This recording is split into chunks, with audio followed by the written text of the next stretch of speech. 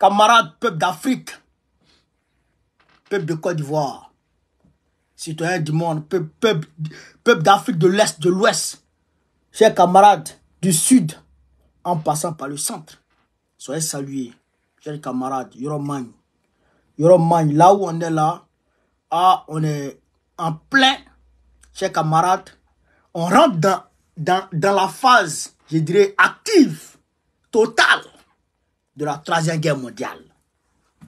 Ouais. Ça, il faut que je vous le dise clairement. Ça, on ne doit même pas jouer à ça. Où on est là. C'est-à-dire qu'on est en train de rentrer dans la 3e guerre mondiale devant tout le monde comme ça. Qu'est-ce qui se passe?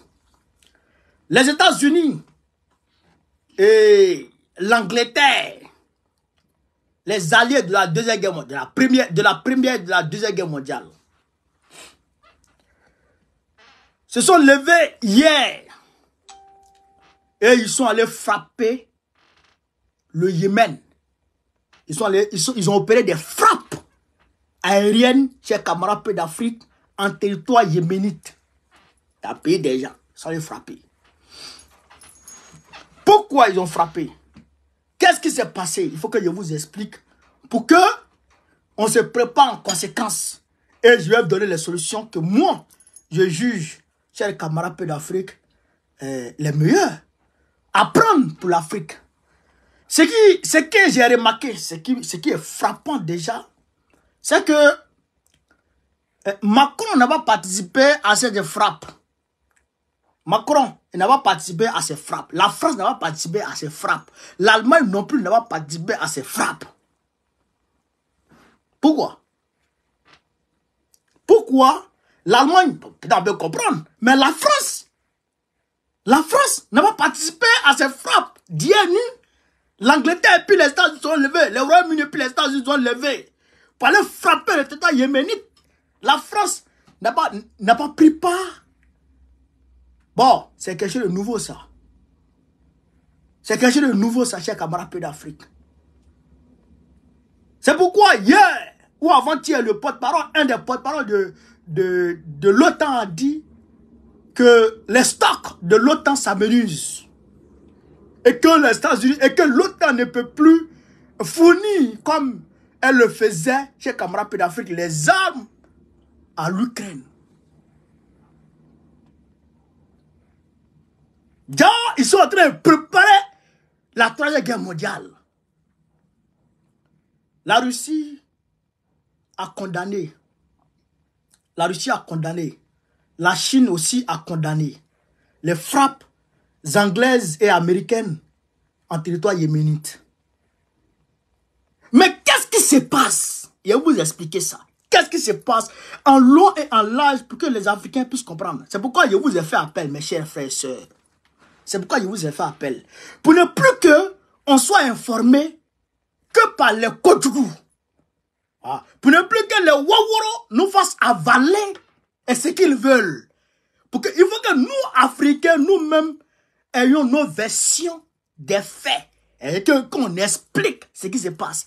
En réalité, chers camarades peu d'Afrique, en réalité, les Yémen outils du Yémen, ce sont les chiites du Yémen qui sont soutenus, mais qui étaient soutenus par l'Iran dans la guerre yéménite outil chiite contre sunnite. Vous savez qu'il y a une guerre au Yémen entre chiites, les musulmans de tendance chiite et les musulmans de tendance sunnite. Vous savez ce qu'on appelle chiite et puis sunnite. Les États-Unis, l'Arabie Saoudite soutenait dans cette guerre les sunnites et puis l'Iran soutenait les chiites. Et ces chiites-là, c'est eux qui sont les Tutsis, les outils du Yémen. On est d'accord? C'est eux qui sont les outils du Yémen. Donc, ils sont toujours soutenus, armés, chers camarades d'Afrique, entretenus par l'Iran. Et par là même, l'Iran soutient le Hezbollah, d'où ça, du Liban. C'est-à-dire que l'Iran se positionne comme le maître de l'Arabie Saoudite, pardon, pas l'Arabie Saoudite, le maître du Liban. Le Liban n'a pas d'autorité nationale. Le Liban est un État fantoche qui est géré par l'Iran, le Liban, hein, par l'Iran à travers le Hezbollah. Vous comprenez ça? À travers le Hezbollah. Ce que le Hezbollah dit, c'est ce qui s'est fait au Liban. Alors que le Hezbollah est géré par l'Iran. Vous comprenez? Maintenant, quand la guerre israélo-palestinienne a commencé, a reprise là, vous avez vu comment ça a commencé. Oh, le Hamas est rentré, on ne sait pas comment le Hamas est rentré, et on ne sait pas pourquoi le Hamas est rentré par le territoire du kibbutz, le kibbutz qui est détesté. C'est comme Draman Ouattara déteste l'ouest de la Côte d'Ivoire. Draman Ouattara déteste l'ouest de la Côte d'Ivoire, c'est comme ça Netanyahou déteste comment on appelle ça, le kibbutz, les populations du kibbutz. C'est-à-dire que la partie d'Israël qui est collée à Gaza. Vous comprenez? Mais tout ça là, c'est un autre débat. Mais ce qu'on doit retenir, c'est que quand la guerre éclate, quand ça commence, eh bien, qu'est-ce qui se passe? Comment on appelle ça? Automatiquement, l'Iran prend position. Il condamne. Là, tous les Arabes condamnent. Mais les États-Unis ramassent leur armada pour aller sur les côtes, comment on appelle ça, sur les côtes israéliennes. Camarades, mettez le cœur, mettez le cœur, mettez le cœur, mettez le cœur, mettez le cœur. Mettez le cœur, partagez, mettez le cœur, mettez le cœur. TikTok, tapotez, mettez le cœur. Ils sont en train de signaler la vidéo, ils sont en train de signaler. Tapotez, mettez le cœur. Tapotez, mettez le cœur. Tapotez, mettez le cœur. Et partagez au maximum, donnez vos avis dans le commentaire. Très important. Donc, qu'est-ce qui se passe à ce niveau-là? Les États-Unis ramassent leur armada pour aller.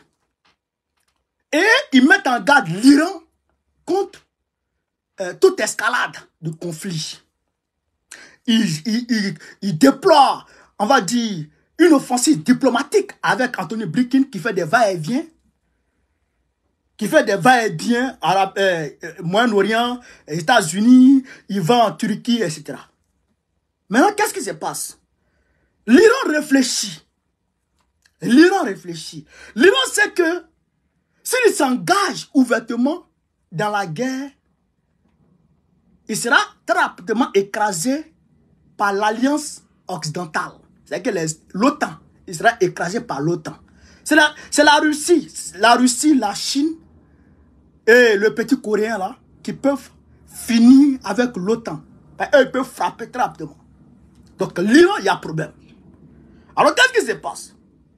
Comme l'Iran a des branches armées, le Hamas, le Hezbollah, les Houthis, comme tout cela appartient à l'Iran, alors l'Iran commence à les armer. L'Iran commence à les soutenir en armement. Donc, le Hezbollah est armé, comment on appelle ça, l'autre, le Hamas, il est armé. Il y a d'autres branches encore hein, que l'Iran arme aussi. Mais, quand l'Iran fait ça, l'Iran maintenant passe par les Yéménites qui sont au niveau du détroit, là, la mer Rouge. Donc, l'Iran les soutient et l'Iran leur donne les armes nécessaires, les moyens nécessaires pour menacer tous les navires qui passent par la mer Rouge. Pour faire pression sur la communauté internationale, afin que la communauté internationale fasse pression sur les États-Unis et Israël pour mettre fin à l'agression, comment on appelle ça, au bombardement en Palestine, à Gaza, de la bande de Gaza. Donc, les Houthis du Yémen commencent à attraper les navires. Vous comprenez ça? Attraper les navires. Donc, en réalité, ça commence à peser sur l'économie mondiale. Ça commence à menacer le commerce maritime international. Il y a beaucoup de navires qui n'empruntent même plus la mer Rouge, mais qui passent par l'Atlantique, en passant par l'Afrique. 15 000 km de détour. 15 000 km de détour. Au lieu de tracer tout droit. Donc, ça mélange.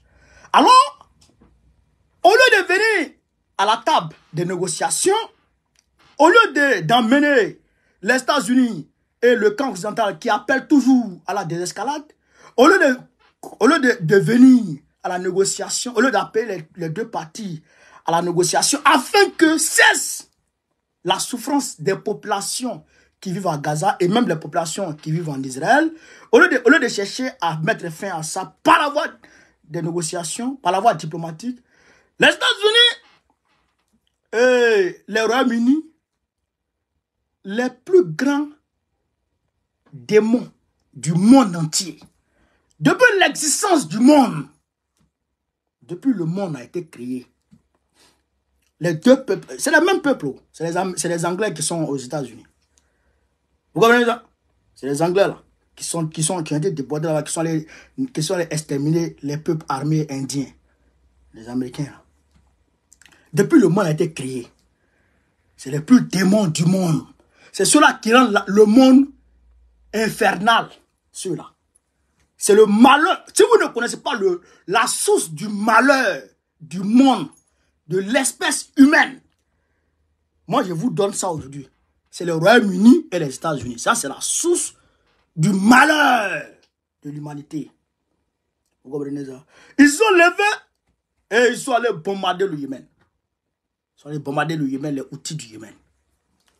Les outils aussi, ils disent qu'il y aura des conséquences. Il y aura des conséquences et ils vont prendre des mesures pour faire ceci, pour faire cela. Oh.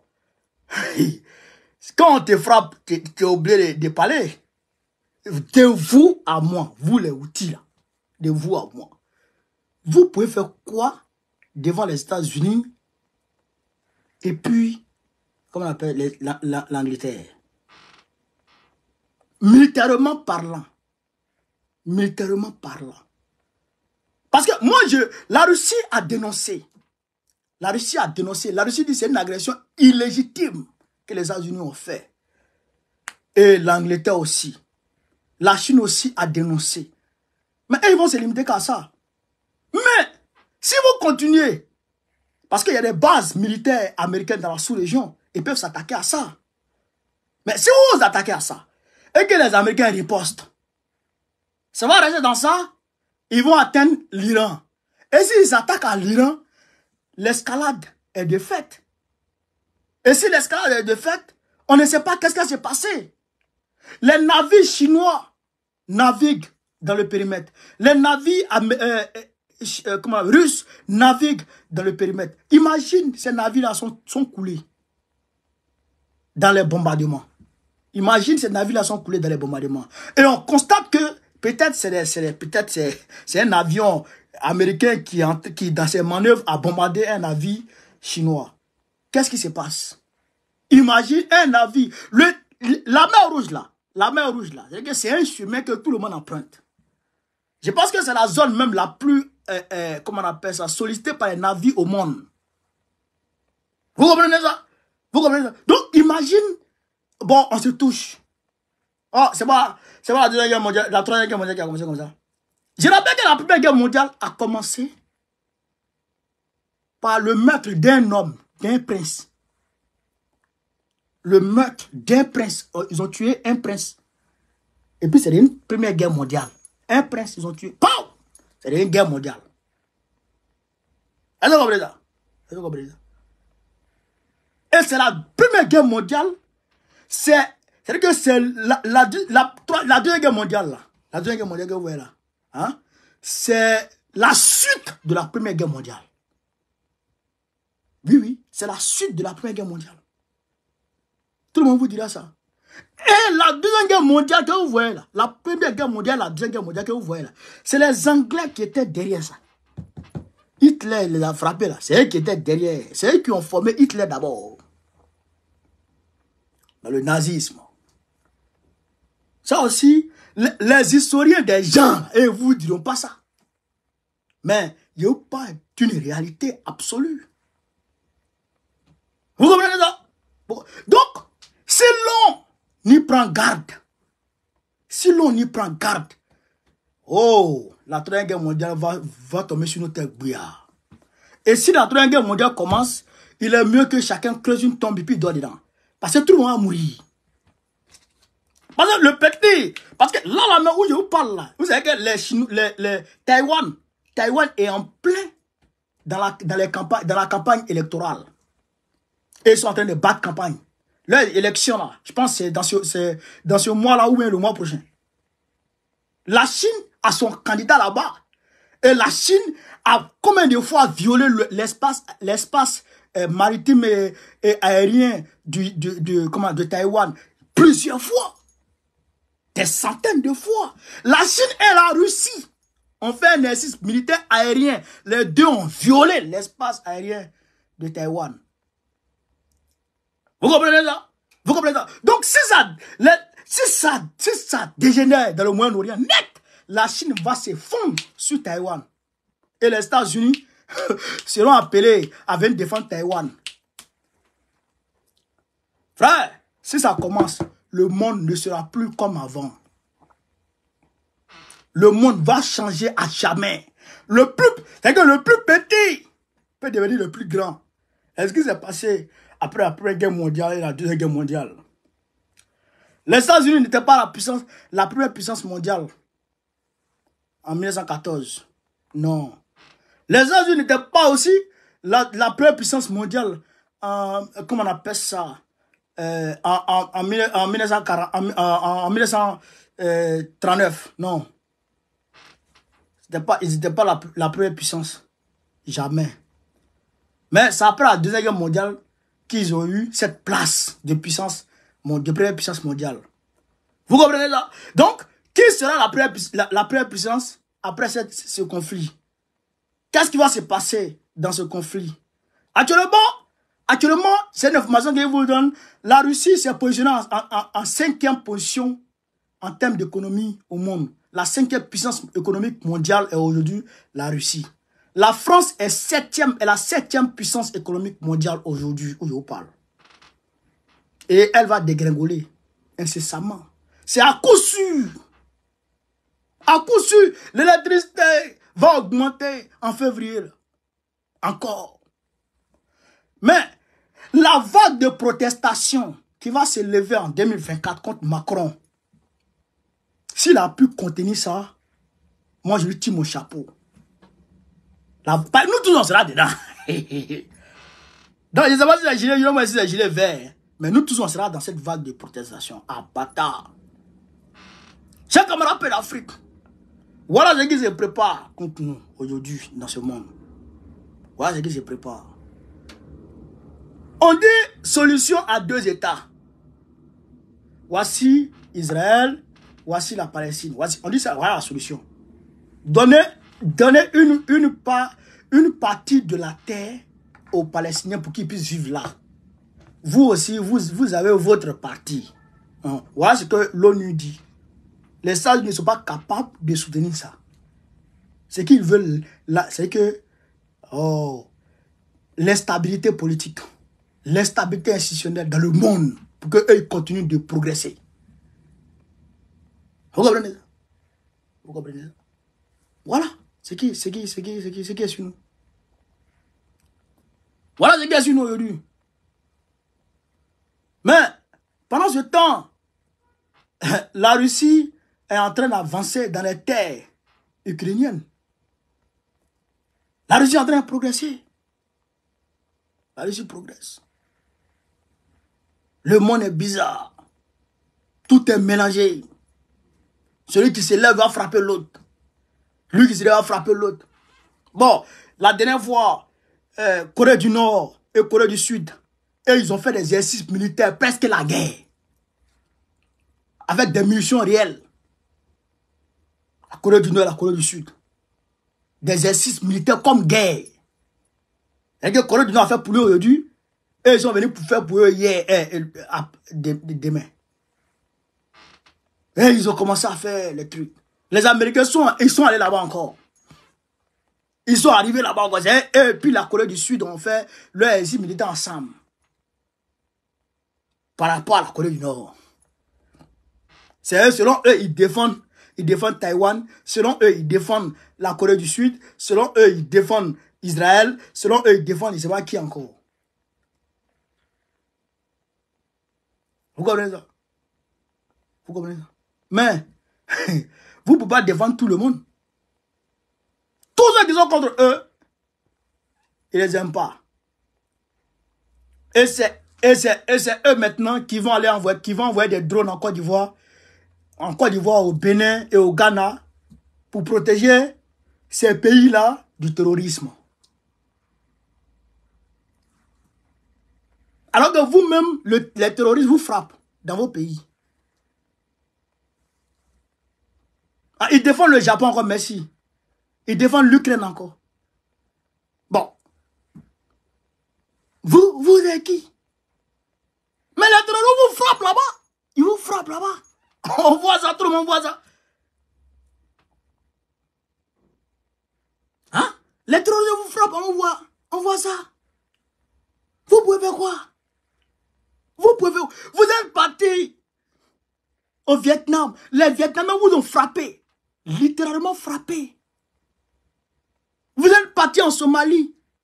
Haïti vous a frappé. J'ai appris même qu'il y a les Chebabs ont kidnappé, comment on appelle ça, des agents des Nations Unies là-bas. Des agents de l'ONU en Somalie là. Ils les ont kidnappés. La dernière fois, on les recherche. Vous comprenez ça? Les États-Unis, c'est influence, intimidation, et c'est tout. Donc, nous, on vous regarde. Mais, il fallait que je vienne informer le peuple d'Afrique sur ce qui se passe dans le monde.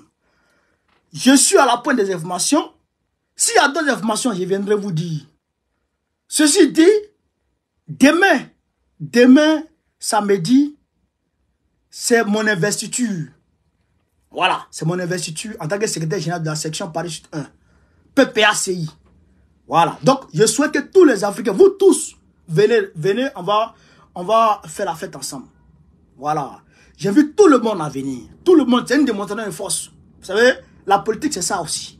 C'est les démonstrations de force qui font que ton adversaire a peur de toi. Venez, on va démontrer à l'adversaire que nous sommes nombreux. Et que nous avons la force du nombre. Nous n'avons pas la force des armes. Comme les terroristes américains. Biden en premier. Comme le Macron. Mais nous avons la force du nombre. Et avec la force du nombre, nous pouvons combattre tout. C'est que nous pouvons nous défendre contre toute attaque. Ça aussi, c'est une réalité. Venez, on va démontrer demain. Voilà, demain. 44 rue Charles Hermite, Paris 18e. 44 rue Charles Hermite, Paris 18e. Vous prenez la ligne 4, vous descendez à Port de Clignancourt et vous prenez le tram T3B. Vous descendez à Colette-Besson. Vous pouvez prendre aussi la ligne 12, vous descendez à Port de la Chapelle et vous prenez le tram T3B et vous descendez, comment on appelle ça? Et vous descendez, comment on appelle ça? À Colette-Besson. Voilà. Vous prenez aussi la ligne E, RE, et vous descendez à Rosa Park, vous prenez par la suite le tram T3B, vous descendez à Colette-Besson. C'est sur le tram T3B que l'adresse se trouve, à Colette-Besson. Voilà. Donc, chers camarades peu d'Afrique, je vous remercie de m'avoir suivi. On était 1300, à peu près 1400 personnes sur Facebook. On est 128 personnes sur TikTok. C'est très bien, on monte très bien sur TikTok. Là, maintenant, c'est 130, 140. C'est très bien. Donc, continuez à tapoter sur TikTok. Continuez à informer tout le monde que Suleiman Bao connaît sur TikTok aussi. Donc, chers camarades, on est ensemble. À tout à l'heure pour une nouvelle vidéo. Sur ce, vive l'Afrique libre. Vive le panafricanisme. Vive tous nos présidents panafricains. Gbagbo, président de la Côte d'Ivoire en 2025. Il y a une très bonne nouvelle que je dois venir vous annoncer. J'attends que la nouvelle se confirme. Très bonne nouvelle. pour l'AES qui doit venir vous annoncer. Voilà. J'attends que la nouvelle se confirme. Merci les gars, on est ensemble. Facebook,